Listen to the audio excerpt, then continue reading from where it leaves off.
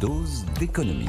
Votre dose d'économie, et ce matin c'est avec Stéphane Pedrazzi. Bonjour Stéphane. Bonjour Antoine. Donc on l'a vu, le marché obligataire qui reste tendu par le contexte politique en France et l'écart de taux, on l'a expliqué, il y a eu une petite détente, mais l'écart de taux avec l'Allemagne se rapproche des 70 points de base et c'est une cote d'alerte vraiment violente. Oui, 67 exactement, points de base actuellement, avec le risque, vous l'avez dit, de voir ce spread s'élargir dans les prochains jours. Alors dans la zone euro, l'Allemagne est considérée comme le meilleur élève par les marchés. D'ailleurs, le Bund allemand à 10 ans sert de référence lorsqu'on mesure les écarts de taux entre les pays européens.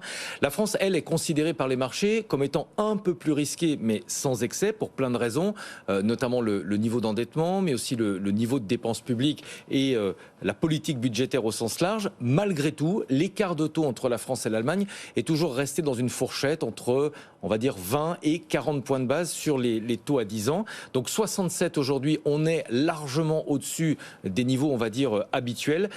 C'est pratiquement le double des niveaux habituels. C'est plus qu'au moment de la crise sanitaire, mais ça reste quand même 2 fois inférieur à ce qu'on avait enregistré en 2012 au moment de la crise de la dette en Europe. Alors justement, est-ce que la France risque de, alors pour le coup, complètement décrocher par rapport à l'Allemagne? Alors dans un premier temps, ce que price le marché, c'est l'incertitude. Et d'ailleurs, Moody's l'avait dit très clairement en début de semaine.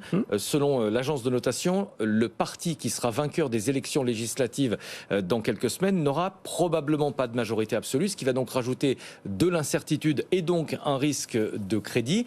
Après, la suite, ça va dépendre évidemment du résultat de cette élection. On a beaucoup parlé du programme du Front National, du Rassemblement National, programme économique, avec un risque sur la dette. Rappelez-vous, en 2022, l'Institut Montaigne avait calculé que le programme économique de Marine Le Pen coûterait une centaine de milliards d'euros, c'est-à-dire entre 4 et 5 points de PIB, essentiellement par de la dette supplémentaire. Pour le programme du bloc de gauche, on aura des informations dans les prochaines heures, puisqu'il va être présenté à midi. Mais d'après les premiers éléments, là encore, il y aura des dépenses supplémentaires. On parle d'indexer les salaires sur l'inflation. On ne sait pas quels salaires pourraient être concernés, mais là encore, ce seront des dépenses supplémentaires qui, pour certaines, sans doute, ne seront pas financées. Donc il y a effectivement un risque sur la dette. Alors, quel est le risque particulier par rapport à l'Allemagne, finalement? Alors, j'en vois 3 essentiellement. D'abord, l'augmentation des déficits et de la dette avec des contraintes budgétaires qui vont nous empêcher d'investir dans notre avenir, donc d'investir dans la formation, dans l'éducation, dans les nouvelles technologies. Il y a une perte de compétitivité. On parlait des salaires à l'instant. Si on demande aux entreprises d'indexer les salaires sur l'inflation, les entreprises vont voir leur marge se réduire et elles vont avoir des problèmes de compétitivité à l'international. Et puis, quelque chose de très important pour les marchés, notamment obligataires, la perte de confiance dans la signature de la France. Moody's l'avait dit à mot couvert en début de semaine. Totalement. La France risque tout simplement une dégradation de sa note de crédit. Avec une rétrogradation en fait dans les pays du Club Med, comme on dit. Oui, on parle les beaucoup aussi les PIGS, rappelez-vous, il y a quelques années. La zone sud de l'Europe. Et on parle depuis le début de la semaine du fait que la France se retrouve quasiment avec des pointes sur ses taux obligataires quasiment équivalentes aux 10 ans portugais, par exemple.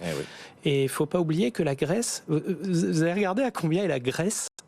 Là, ce matin, non. Ils sont à 3,76. Voilà. On n'est plus très très loin de la Grèce. On est à 3,17 en ce moment sur le 10 ans français. Absolument.